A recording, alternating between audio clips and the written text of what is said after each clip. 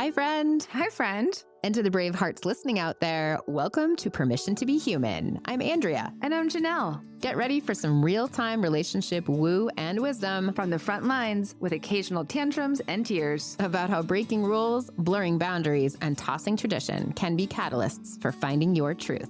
Let's debunk the fairy tales we were told as children and create a new map for life. Yes, Disney can go fuck itself. If you're seeking permission to choose your own path, Freedom is the new F word, people. and want to feel less alone along the way, We got you. Please note, this is our side of the story. Our partners and metamors have their own individual experiences, and we do not speak for them. Hi, Janelle. Andrea, how you doing? Peachy keen, jelly bean. It's a piece of cake, life. Especially boundaries. They're my favorite thing. Wow, so good. Freedom. There's freedom and boundaries. There's freedom in boundaries. One of my favorite expressions. I haven't heard that one. Oh, What really? a nice paradox. Yeah, there's freedom in boundaries. Mm-hmm. Wow. Freedom is the new F word. Mm-hmm. Way to weave that in. Yeah, so Janelle's just coaching me on the fact that when people come into my life who I don't want, who I'm like, ooh, ugh, I don't like that energy. Instead of judging and sitting in all this ickiness and complaining and being annoyed about it, I can say, oh, okay. They're here to teach me about boundaries. Just a little bit of sarcasm there. Just a little bit, but I could see your face. But it's true. I believe it. They do teach us about boundaries. And what comes up for me when I talk about boundaries is, oh, if I set a boundary, then I'm going to disappoint someone. Mm-hmm. Which just points back to people pleasing, which just points back to coming back to myself and knowing it's okay to decide what I want in the moment. I just came back from a 5-day workshop on this by Betty Martin. And in boundaries or limits, as she refers to them, is like a cornerstone of how do we know what we want, and then how do we ask for it? There's a lot of what this workshop's about. And this particular podcast, which is about a safer sex conversation, is also about asking for what we want. Absolutely. And I would say safe for sex conversation just feels like it's so narrow. This sex is one Component. This is not just a conversation about sex. There's a whole arc to it. And really this conversation of RBDSM is you can have before you're intimate, period, with anyone, before you're in a relationship. It doesn't even, like, intimacy can be defined in different ways. It doesn't have to involve sex. Mhm. And for me, the beauty of this conversation is also helping you determine whether you want to progress further in the intimacy or in the sexual activity. So having this conversation is, and why it was so freeing for me when I learned it was that instead of having to guess what the other person was thinking about me or me about them, we cleared up a whole lot of things right in the beginning and then got to make a decision from an informed perspective about how we wanted to progress with the relationship or the hour-long intimacy or whatever it was.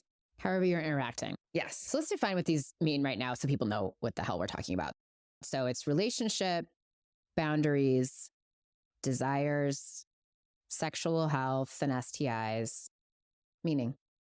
So again, relationships, boundaries, desires, sexual health, and STIs, and meaning. Yeah. And then the A that I'm adding to the end of it is aftercare. So for me, when I learned about this in my mid-40s, and I learned about this from ISTA, the International School of Temple Arts. I know we are quoting, because her language is really great, Tracy Nojek, which is a Gnojek. She's a Tantra educator. And you can look it up and get more information. When I learned about it, right, I'm in a poly relationship. I was playing with other people. And this conversation to have, this just became the most important part of the play. Like, it became part of the play. It was part of the experience for me. It wasn't like, oh, it took anything away. It actually was beyond my wildest imagination. It enhanced the pleasure of the experience. I totally believe you. And I think that's completely true. I'm just trying to make sure that it's something that people can use. I love it. I want to do an episode on it, but I'm still a little bit like, can this be something that people sit down and talk about as they're starting to make out? You know? So I'm going to say yes. We did teach it to our stepson, and he was like, this is the best thing ever. And he brought up a version of it. So fears, desires, and boundaries is a shortened version of this. He brought that up as a litmus test on every first date. Someone wasn't willing to have the conversation. He's like, hey, I've got this like framework of how to get to know each other better. Are you open to it? And they would have this conversation, and that helped him know if he wanted to have a second date. Okay. So that example sounds great, but that's very different than what we said 5 minutes ago, or like before you're intimate with someone, right? And I think it's just about nuance here, because I realize you're saying this is just a way to get to know someone. That is one way to frame it, which is great. Love it. But I think when I was introduced to it, it was more like, okay, we're going to have sex. We better have this conversation first. I think the timing of that is what seemed like that might be hard to accomplish. This isn't for everyone. This is someone who is actually wanting to be conscious and thoughtful about their intimacy. Right there, I'm like, let's set that tone. It doesn't matter what age you are. You actually are trying to have more intentionality when before you interact. The other piece too is the idea of this conversation for me is once you have it, you get to decide if you're going to have sex. So if you're like, oh, we're going to have sex, now we have to have the conversation. That to me is backwards. It's the idea of, oh, I'm interested in having sex. Let's have this conversation and see where that goes. I think it's all about the timing, and like, you know, as a way of your stepson getting to know someone on a date. Yeah, that sounds great. That's conversation over a table. Yeah. Versus like sort of panic, like falling into like, you know, getting to know someone and then thinking, oh, we might be intimate. And like, oh shit, we better have that RBDSM conversation. Well, but I'll speak to when I've had it. So like I've been in a couple of different situations, threesomes, foursomes, where I don't know everyone who's there, who's participating. We have established, like we know each other enough to know that we want, like there's an interest in playing together. We say, okay, let's plan for Thursday night. And part of Thursday night is we're going to have this conversation, and we'll have the conversation. And then depending on the outcomes of these conversations, then we say, okay, great, we're going to play now. Now we're going to go change our outfits. We're going to do whatever. So it is like right before something happens. Yeah. This is very different though but this is different than like being kind of out and about, right? Like you're being super intentional. You're getting together with a bunch of people. That makes sense. So you would have it right before. Yeah. Where I think this would be tough to have, which is maybe your point, is if you're heading out to have a one night stand with a stranger who has no exposure to this framework. Yeah. That feels very difficult, which I think is what you're saying. Yeah. And everyone I'm doing this with either has experience with the framework itself, or I've given a lot of spaciousness to the framework. Like an entire date was this. Yes. So of course I'm totally for this, and I'm not out looking for a one night stand. I'm thinking more in terms of like talking to a 17-year-old or a 20-year-old who's in college, being a mom. It's just like, oh, how can I weave this in to situations that, you know, she might encounter? And we don't have to answer that right now. Let's continue with we'll talk about that. Yeah, why don't we come back to it? But yeah, why don't we come back to it at the end? Because it feels like to me, as someone who doesn't have a parent, I'm not a parent of a 17-year-old or a 21-year-old or a 25-year-old, but like that these are questions to be aware of that seem useful. Yeah, for sure. Absolutely. So really our relationship. What is your current relationship status? Have you been in a relationship? Are you in two relationships? Are you just dating? How long have you been with someone? I mean, we sometimes find ourselves attracted to someone who may be in a relationship already. And so that leads to, you know, what are you looking for from this? Is it a short-term fling? Is it long-term? Is it just tonight? You know, and how can we move forward with clarity? Okay, so how this podcast is going to be laid out is we're going to go over each of the acronyms, RBDSMA, and then Andrea and I are going to role play what having this conversation looks like. So the first one is relationship. And so that question, that's like relationship status. Are you single? Are you in an open relationship? If you're in a relationship, does that person know that you're in an open relationship or not? What are you looking for in a relationship? Are you single and you're looking for a long-term partner? Are you single and super busy with school and in finals and you're just looking for like a fun night out? Are you looking for friends? Maybe you're not even looking for an intimate partner. Are you actually like just looking for friends? Next one, B, boundaries. What are your physical boundaries? And you can be explicit and mature. Like, here's what I'm open to tonight in this moment. And it might be, here's what I'm open to in the future, but I don't know right now. And being really clear about what your body wants. You know, if you're open to having intercourse tonight, or are you just open to making out? Or are you just only open to having the conversation right now? Are some of the examples. And I think this is what's important to note here is that you have to know what you want. And sometimes we don't know what we want. And one of my favorite lyrics in a song is like, in the heat of the argument, I got tricked into knowing how I felt. Right. And no one really tricked anyone, but it's easy to just respond because you feel like you have to give an answer when you really don't know. And so in these situations, I encourage you to say, you know what? I don't know. And so I guess it's a no for now. Great. Yeah. Great point. And one of the other things that I like to say is one of my boundaries is not allowing anyone to interact with me who's not in a fuck yes. And in that way, you know, you still want to have your physical boundaries there, but you can also say that's the feeling in my system. It's like, you know, I've hit a limit.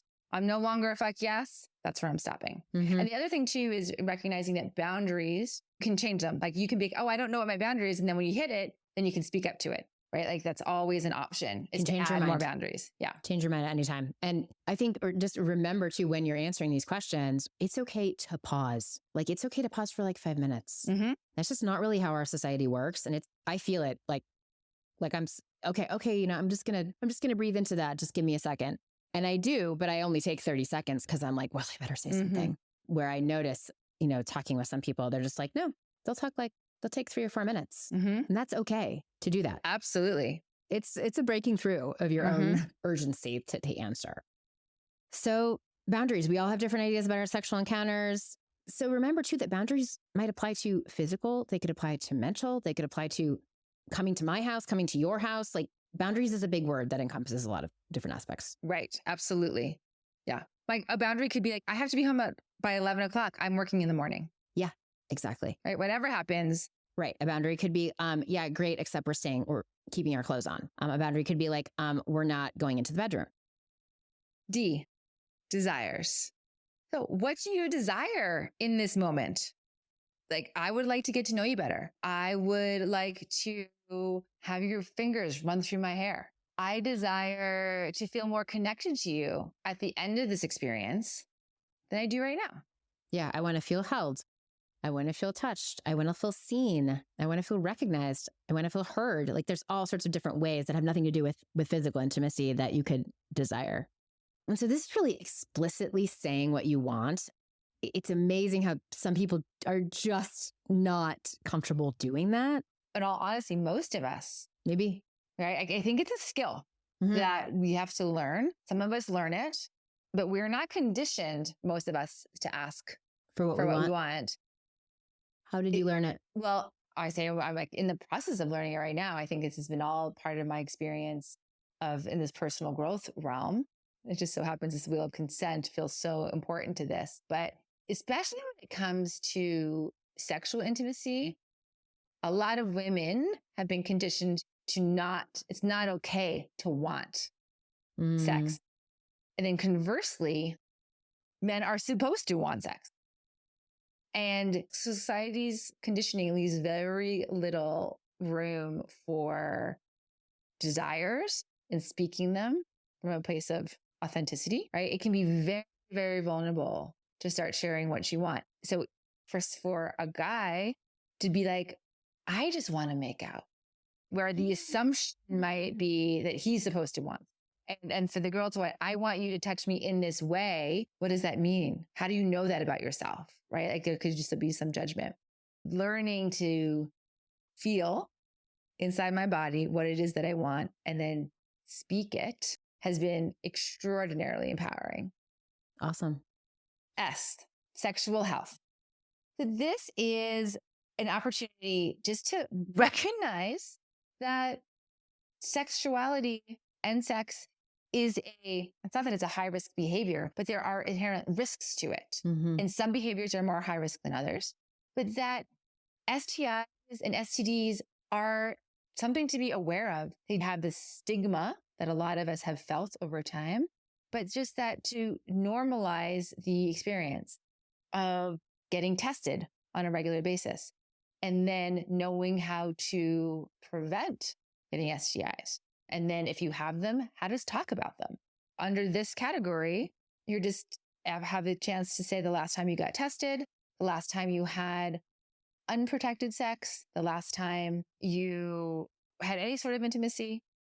One thing to keep in mind through all of these letters at the end of this conversation, you have the chance to say, oh, I now have new information. Do I want to proceed or not?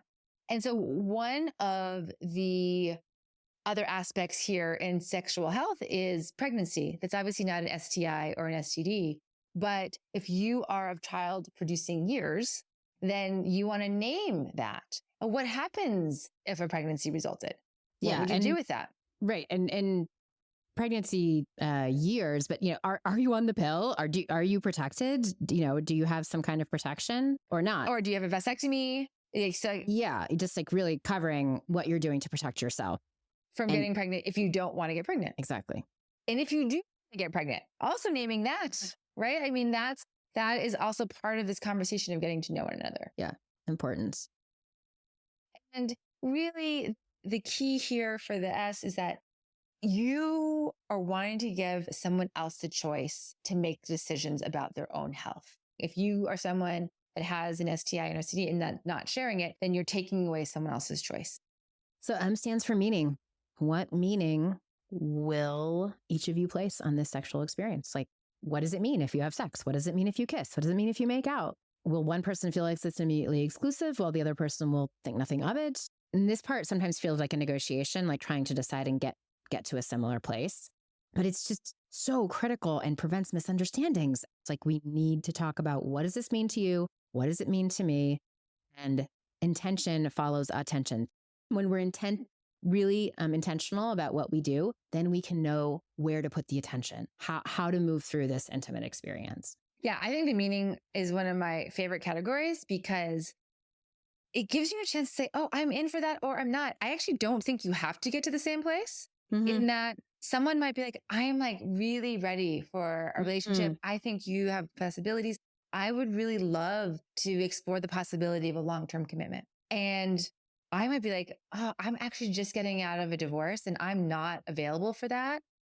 So what the result would be is, you know what? It doesn't make sense for us to even play because we're too far apart in this area. Right. At least we know that instead of trying to come together. Well, yeah, you would only if you can come together would you move forward. And then A stands for aftercare. Yeah, which I definitely can see why you added that. Yes. And so I realized that Tracy Nojak's framework doesn't include it, but I learned it in ISTA as well. And the aftercare is, what do we need after the experience of intimacy? So for me, oftentimes as an example, is that let me just state this never has to be the same. I'm not every example. I'm like, oh, I just want you to text me the next day, then that's fine. Right? Like it can change with every single interaction, but do you want to text the next day? Do you want a phone call? Do you want a phone call 3 days later? Do you want to never talk again? Especially if I'm at a retreat with someone and I know I'm going to see them again. One of the things that I often say is like, I just want to make sure that the next time I see you, we can give each other a hug and a smile, right? Like that's the feeling. And I want to be able to do that every time I see you. Yeah. Got it. Yeah. That makes a lot of sense. Or how am I going to feel that like this experience, which was like really beautiful and nourishing, like how am I going to feel like it's continuing? Even if it's just to say like, thank you for that experience. We're not continuing, right? But just like there might be some closure feels really good. Or even discussing the experience. How did that go for you? How was it for me? Which may seem pretty vulnerable, but how great is it to really talk through and externally process a sexual experience? Like, right. And what's making me laugh when you say that, like, yes, it might be really vulnerable to talk about the fact that you just did something really vulnerable, which has sex. The sex is actually the most vulnerable thing, but talking about it feels even scarier. Okay. So that's a really high level, quick overview of this entire conversation. So before we do a role play, I just want to express some of my experiences with it. Sure. and I've mentioned my fairy dust lover that I have at the moment. So he and I went out on a date in January. I hadn't seen him in 30 years. And 30 years. and we had this lovely conversation. I was definitely like, oh, like there's a spark here. This is fun. I want to see him again. And I was like, oh, but I want to have this conversation. So I said at the end of the first date, once it was clear to me that I wanted to go on a second date, I said, hey, I'd love to see you again. And I'd love to have this conversation, which I knew he was not familiar with. And he was like, okay, I'm in. I'm really curious and I'm in. So on our second date, we ended up spending 2 hours having this conversation. And what I said to him also at the beginning, I said, I just want you to know, I want to have this conversation and sex isn't on the table tonight because I want us to really digest this conversation. And partly it was because I knew where I was coming from and I had no idea how that was going to be received. In that I was just in the middle of my divorce. I had just started new work in the Tantra field, that I was really over and needing a break from processing relationships, and that I was, polyamorous, and that I really was looking for someone to have an interaction with in real life, but it really wasn't available for conversations and texting and phone calls in between. Like I was just in my headspace of where I was at. So I knew that those were all pretty edgy things in general. For me, I was like, oh, I'm showing up and this is how I'm showing up. And I don't know how I'm going to be received. So I wanted to give him the chance to digest everything I had to say so that if we were going to move forward in whatever way, that both of us felt like Beautiful. we're in that space. And then, of course, I didn't really know much about him. So that conversation, it was so beautiful. And at the end of it, I remember him saying, he's like, I feel like we just went on 30 dates. Interesting. And we got to talk through, like, like he is monogamous typically. And, and he really loves to like dive in deep in with someone into a relationship and is very likes to like, talk every day. And so we did have some differences that we were both like, okay, these differences are here and we were willing to meet each other and to explore it. And then also stay in open communication about if it stopped working for one of us. That's so great. So that's one experience that I've had. Did you want to, I have another one, but you've had one too, right? Yes, I have had one. And, I suggested it to someone who I hadn't met in person yet, but we were anticipating a visit and had spent a lot of time together on Zoom. And I said, look, this is a conversation I'd love to have with you because I am coming to see you. And I wonder if you're open to it. And he's like, yeah, absolutely. And we went through it and, only spent like an hour talking about it. But basically the thing he said back to me was like, I feel deeply respected, which is just, lovely. That was the biggest response I remember him saying. He's just like, there's so much intention here. And yeah, it felt really good to have the conversation.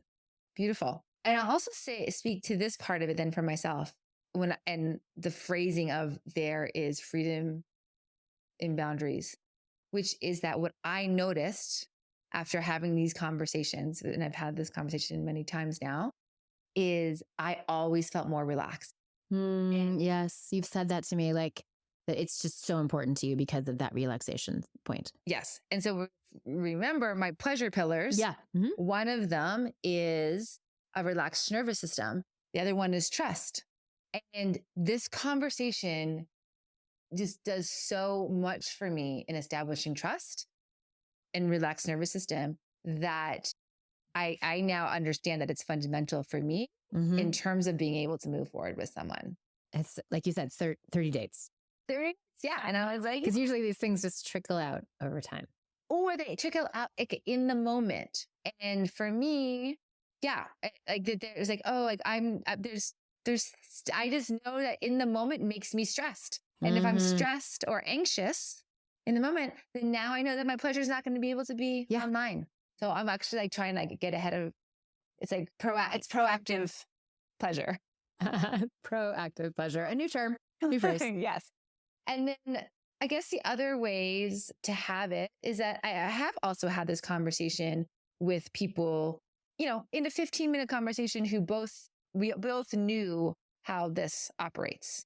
right? Like we know how You're familiar with the conversation. we're familiar with the framework. And you're familiar with each other perhaps as well in the context. Yep. So it can be faster or slow. Right. In this case, these are more, is like a friends with benefits type of thing where like, oh, like this is a sexy night that could happen. Let's just have this conversation. Okay, so we're on the same page. Yeah, exactly.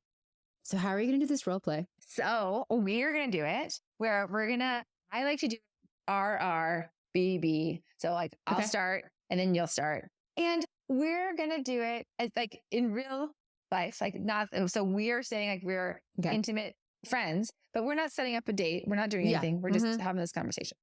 So starting our relationship. I am single. I consider myself solo poly, which means that I put myself first in a relationship.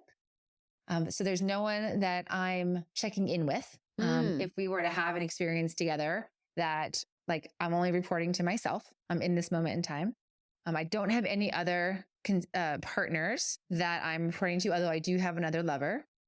And at the moment, I actually feel really full and fulfilled in my life. And I'm not looking for a long-term intimate partner, but I am open to like, seeing where things go. But at this moment in time, I feel like the relationship that I'm in right now is I feel pretty content not being, in another relationship.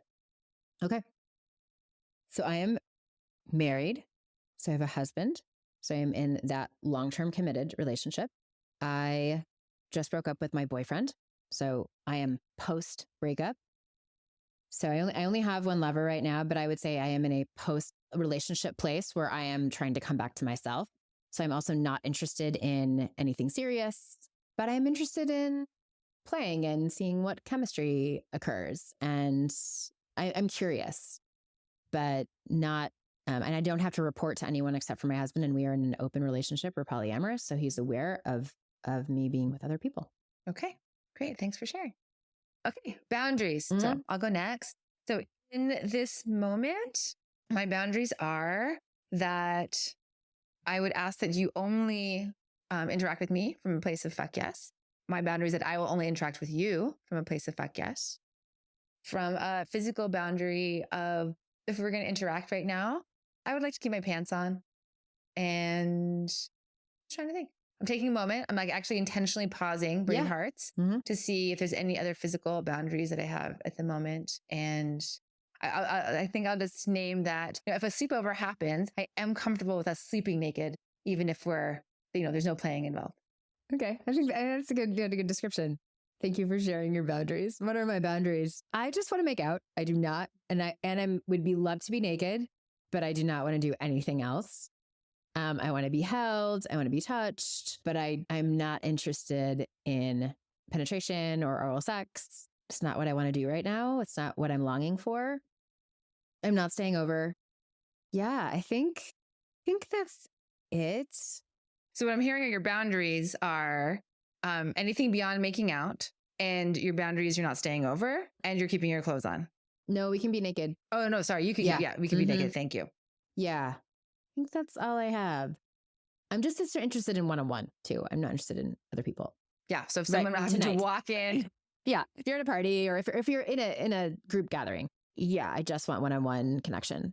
And I think, maybe this gets into desires. So I'll stop there. So what are my desires? I desire like deep intimacy, and that can come through conversation, through eye gazing, through presence, through touch and being held, like whether through hand holding or just like resting your arms next to each other. I also love to have my fingers run through my hair. And so my desire is at the end of this experience is that we feel more connected. I'm not so concerned about the sexual aspect of it. Making out also feels lovely, but I do desire to feel more connected to you at the end of this from an emotional level. Yeah. So I feel the same way. That was part of my desires, that I want to talk. I want to eye gaze. I want to touch. I want to feel soulfully connected along with the physical. I'm not interested in the physical without the emotional and human. Yeah. Like I just want to be seen as a human and that we are connecting. May I come back to my desire for a second? I think a way that I would say that is that I'm not interested. So this would actually go back to a boundary. I'm not interested in a transactional experience. I'm really interested in one that's more based on emotional, intimate connection. Yeah, exactly.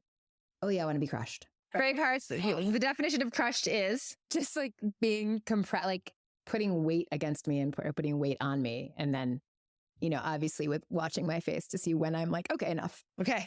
Yes. Well, okay. I don't have a particular safe word, but I'll give you one. And since I'm twice the size of you, I could put all of my weight on top of you and just look at you until you say done. Okay. Yeah.